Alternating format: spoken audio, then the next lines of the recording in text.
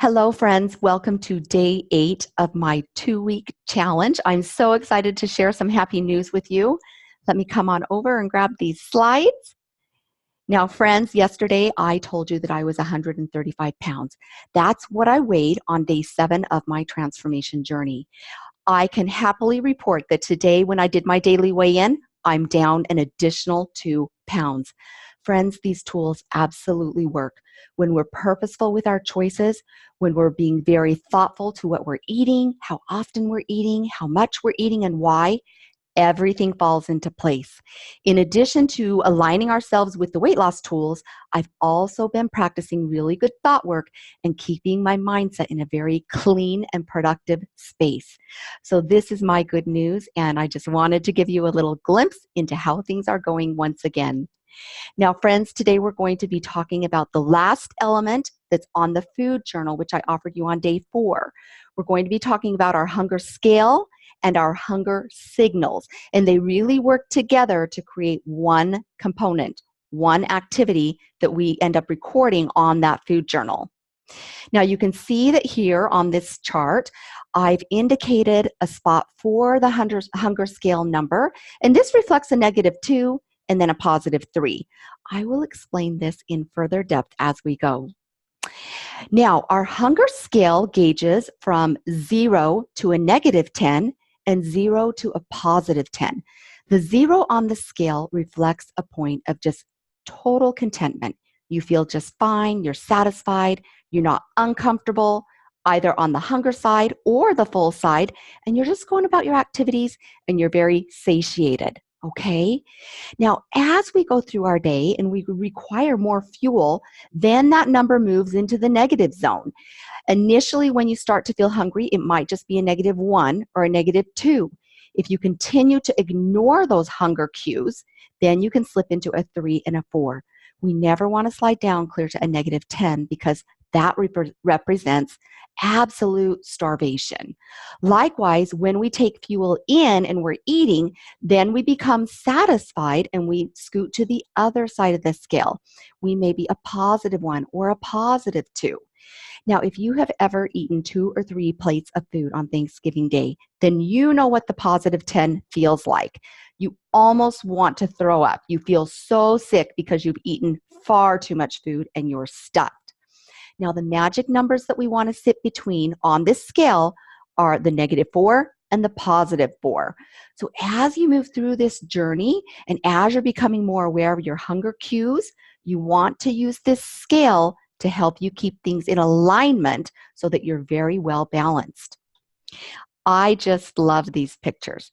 Okay, the little ones in our lives, those new babies and those toddlers, they are the perfect example of eating to a satisfied level of contentment. Okay, now if you are a mom and you've ever brought a new baby home from that hospital, that baby's going to tell you exactly when he or she needs to eat. You're going to pull that baby up and nurse that baby, and the minute that they feel full and they're satisfied, they're going to pull away and they're going to refuse to eat any further. Likewise, the cute little toddlers in our lives, they do the same thing. They let you know immediately when they need nourishment, and they'll give you a really loud scream or a really, dynamic tantrum, and we offer them some food. Now, we offer them this food, and the moment that they feel satisfied, they stop eating. In fact, they'll turn their face away, they'll put their hand up, they'll throw the food from the high chair. They are 100% in alignment with their hunger signals. As we get older and move further into life, that's when we become misaligned with our hunger signals and we start either overeating or sometimes even allowing ourselves to go too far into the hunger side where we're beyond the -4 and the -5.